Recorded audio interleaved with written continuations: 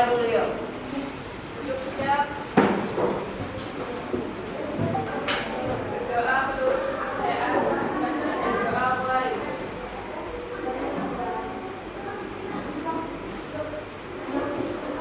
Doa selesai. Ya, setelah kita berdoa, persiapan untuk belajar hari ini, silakan kalian tengok kanan kiri di bawah. Kira-kira ada sampah atau tidak?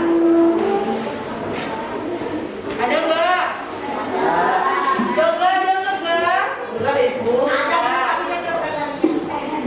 Oke, kalau tidak ada, silakan kalian tengok sebelah kanan kalian. Tengok ke kanan semua. Tengok ke kanan. Ada mana kanan? Nah, itu nggak usah, ke depan aja. Tengok ke sebelah kanan. Coba lihat penampilan teman kalian. Apakah bajunya sudah dimasukkan? Kalau belum, diminta untuk dimasukkan. Wahai temanku, ayo, silakan bajunya dirapikan. Sudah semua? Oke. Kalau sudah, hari ini ya kita akan lanjut belajar tentang pendidikan keluarga negaraan. Mungkin sebelumnya ketemu sama Bu Anita ya. Nah, setelah PTS atau penilaian tingkat kebangsaan ini bersama dengan Bu Rian sampai nanti di akhir semester. Kemarin waktu sama Bu Anita ya, dengan Bu Anita belajar tentang apa sebelum PTS? Sebelum PTS ngobrol juga belajar dong. Belajar apa? Membahas tentang apa? Nilai-nilai Pancasila. Nilai-nilai Pancasila. Kalau tidak salah, ada tugas juga dari Bu Anita. Ya. Di bab 2 kalau tidak salah ya. Membahas tentang apa? Tugasnya apa? Tugasnya kemarin. Apa ujian? Rampung tentang wilayahnya, wilayah negara. Apa sih yang dimaksud dengan negara? Ada yang tahu? Negara. Apa yang dimaksud dengan negara? Kalian tinggal di negara apa? Jadi Indonesia itu adalah sebuah negara. Jadi negara itu apa? Tempat kita tinggal, Bu. Benar. Wilayah, Bu. Wilayah, Bu. Apa lagi? Apa lagi? Coba sambil diingat-ingat di catatannya. Apa sih negara?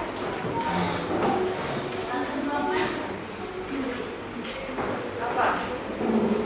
Kalau Ibu mengartikannya, negara adalah tempat bernaung seseorang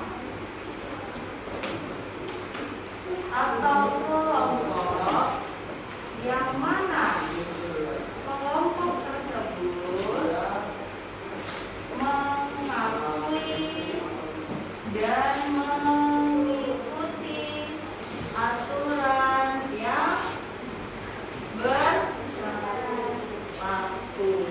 Kalian di dalam negara Indonesia ngikutin aturan negara Indonesia enggak? Ikutin kan? Jadi yang namanya suatu negara itu ikatannya adalah ikatan hukum antara warga negara dengan pemerintah. Oke, lanjut. Kita tidak membahas tentang negara atau tentang wilayah negara, kalian sudah dipelajari sebelumnya. Kita akan lanjut ke materi yang baru, yaitu tentang kedudukan warga negara dan penduduk Indonesia. Ada yang tahu nggak? Warga negara itu apa sih sebenarnya? Ada yang tahu? Diamnya ini diam apa ini nih? Oke, Ibu kasih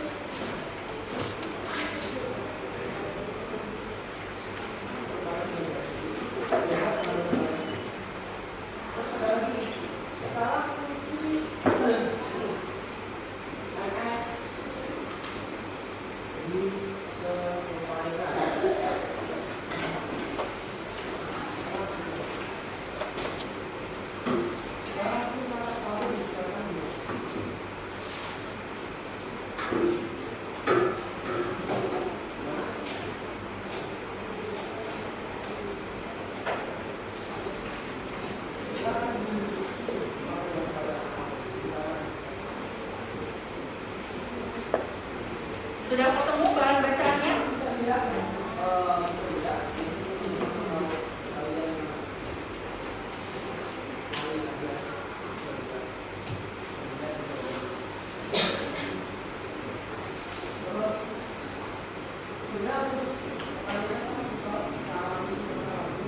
Berarti nanti kita sampai habis istirahat ya?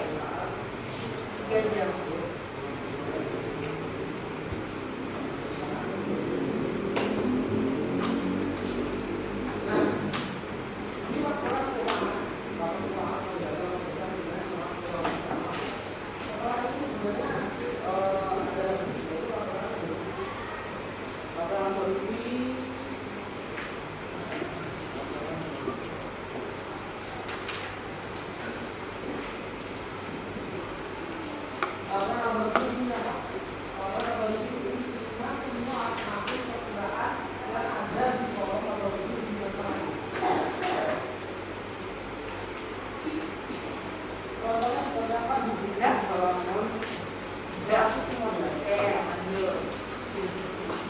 Harapannya ketika kita belajar tentang kedudukan warga negara dan penduduk Indonesia, ya, ada pembelajaran kali ini ada beberapa tujuan dalam pembelajaran. Yang pertama, setelah mengikuti proses pembelajaran ini peserta didik kalian, anak-anak ibu semuanya, diharapkan dapat menjelaskan apa itu pengertian warga negara dan penduduk Indonesia. Jadi harapannya nanti kalian bisa tahu warga negara itu apa, penduduk itu apa, seperti itu.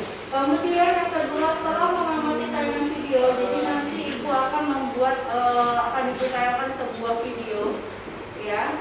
Kemudian silakan nanti dianalisis, ya. Kemudian dari analisis itu tadi kalian bisa paham apa sih sebenarnya asas-asas ketentuan menjadi seorang warga negara, menjadi warga negara itu yang seperti apa caranya.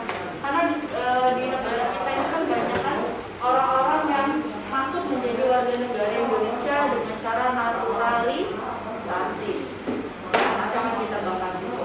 Kemudian yang ketiga ada tayangan PowerPoint. Nah ini yang sedang ibu tayangkan. Harapannya nanti kalian bisa mengidentifikasi atau bisa menjelaskan tentang asas-asas penentuan kewarganegaraan. Ya, kemudian yang keempat adalah kalian mampu mengidentifikasi hasil analisis. Nah, analisis ini nanti adalah tugasnya secara berkelompok. Begitupun juga yang bagian kelima dapat menyajikan hasil analisis. Jadi nanti tugasnya ada tugas berkelompok, kemudian dikerjakan secara berkelompok dan dipresentasikan di depan seperti itu. Ya, oke. Lanjut. Gambar apa ini?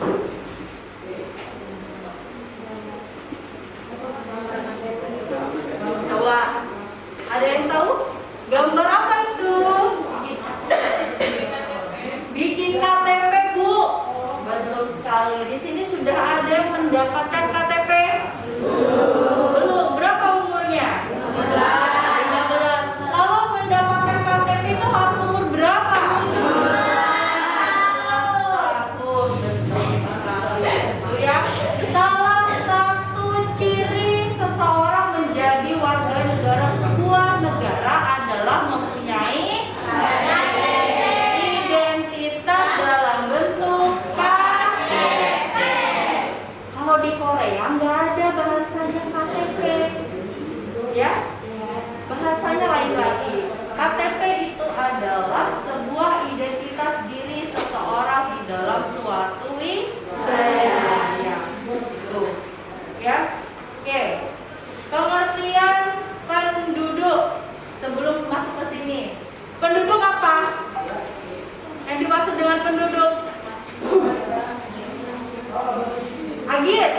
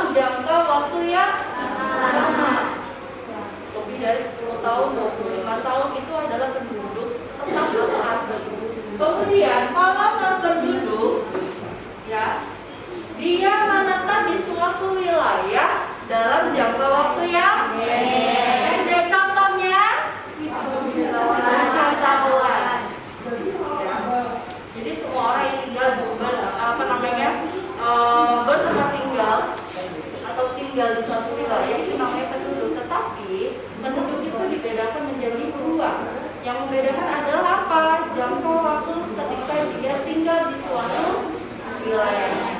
Sampai sini paham? Ada yang mau ditanyakan? Tidak. Oke, lanjut. Kemudian warga negara. Apa itu warga negara? Ada penduduk, kemudian ada warga negara. Apa itu warga negara? Ayo, Sa. Warga negara adalah seseorang yang berdasarkan hukum merupakan anggota dari wilayah negara. Oke. Seseorang berdasarkan hukum dan tinggal di wilayah yang bersangkutan, Bu. Ya, betul sekali, sudah ada di depan ya. Dibaca. Warga negara adalah seseorang yang berdasarkan hukum merupakan anggota dari wilayah negara yang bersangkutan dengan memiliki status kewarganegaraan asli maupun keturunan asli. Jadi, Indonesia itu merupakan salah satu negara yang menganut status kewarganegaraan atau asas kewarganegaraan, yaitu ius berdasarkan kelahiran.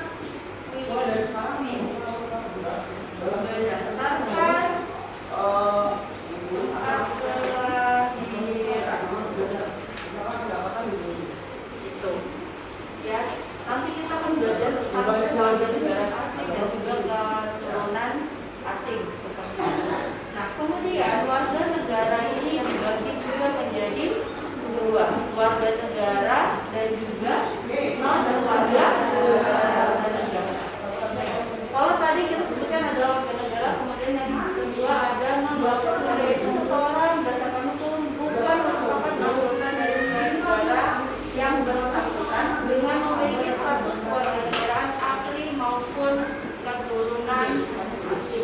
Jadi sebenarnya kalau wisatawan itu sering sekali kita sebut sebagai warga negara.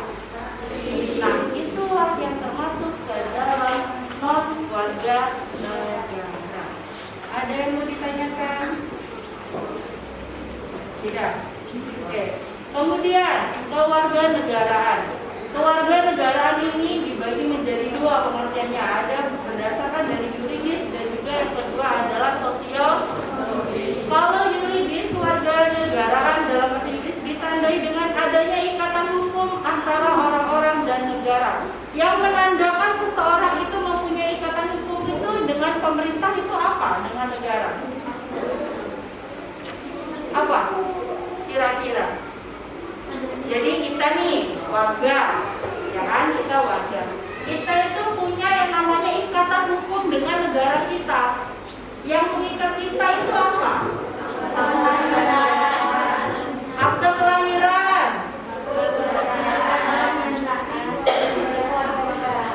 surat pernyataan kewarganegaraan, terus terus apa lagi?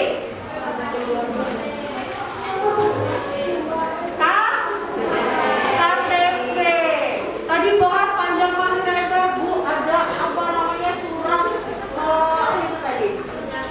Surat pernyataan 12 segala macam. Itu diperuntukkan untuk orang-orang yang memang menaturalisasi atau mereka yang pindah kewarganegaraan menjadi warga negara Indonesia. Nah, kalau kita yang sedari lahir memang sudah ada di Indonesia, bahkan kedua orang tua kita adalah keturunan asli dari bangsa Indonesia, maka yang menjadi ikatan kita adalah apa? Akte kelahiran dan juga KTP. Ada di sini yang belum punya akte kelahiran? Nggak tahu. Yang punya? Oh, alhamdulillah punya semua. Bagus. Berarti kalian resmi menjadi warga negara Indonesia. Tepuk tangan dong. Selamat, Ibu, ucapkan selamat. Ya. Jadi kalian udah gak pusing lagi nanti harus ngurus-ngurus gimana caranya jadi warga negara Sragi, Sumber Agung, Karandep dan lain-lain gitu kan, karena sudah punya akte kelahiran. Nah, kemudian sosiologis. Kewarganegaraan dalam arti sosiologis ditandai bukan dengan ikatan hukum, melainkan dengan ikatan emosional. Yang dimaksud dengan ikatan emosional itu apa?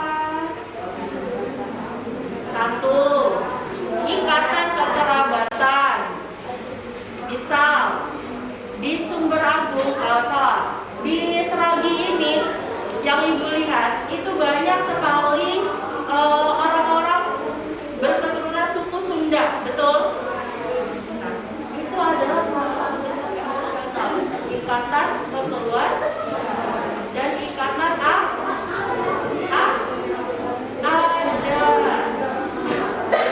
Ya, coba orang Sunda harusnya ketika masuk ke daerah kampung, mereka harus bisa mengikuti bahasa dan budaya di kampung. Tetapi yang kita lihat di sini gimana? Orang Lampungnya menghilang, orang Sundanya yang merajalela ya, ya kan?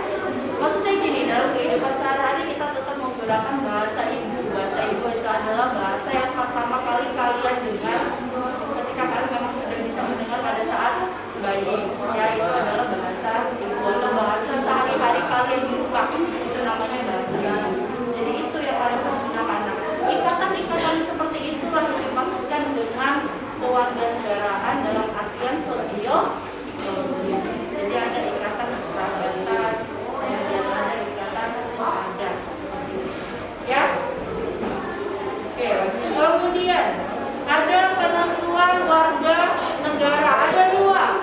Yang pertama adalah tentang kelahiran, yang kedua adalah tentang kewarganegaraan. Seperti yang sudah Ibu jelaskan tadi di awal, ya Indonesia itu termasuk adalah penentuan warga negara berdasarkan kelahiran, yaitu ius sanguinis. Apa sih ius sanguinis dan juga ius sanguinis? Ayo, ada yang tahu?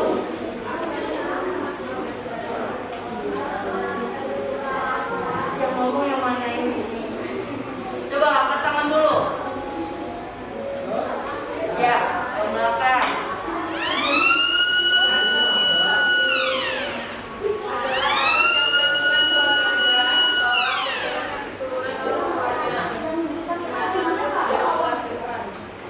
Oke, kalau iya sorry.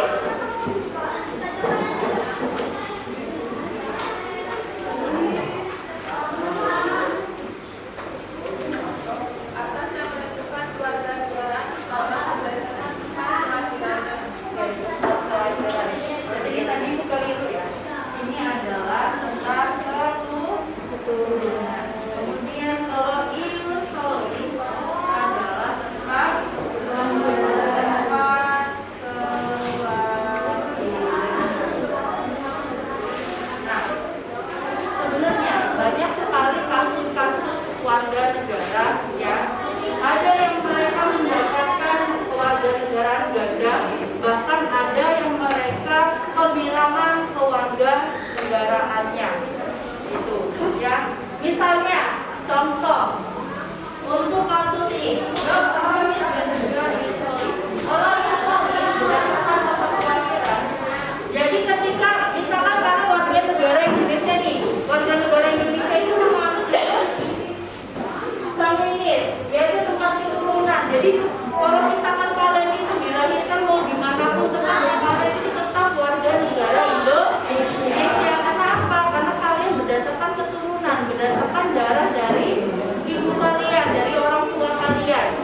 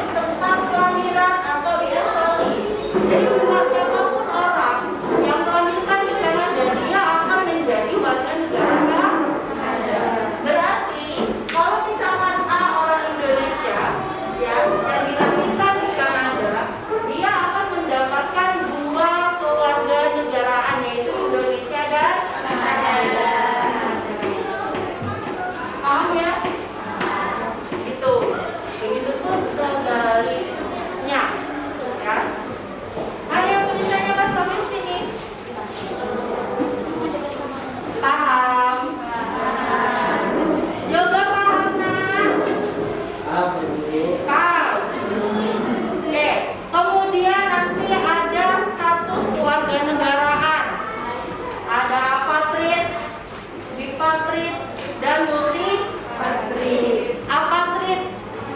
Apa apatrid?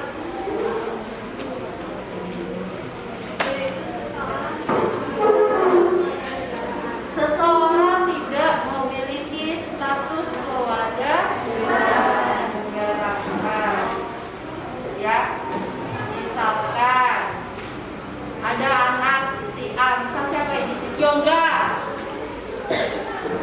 Bapaknya Yoga nikah sama orang Filipina. Filipina, misalkan.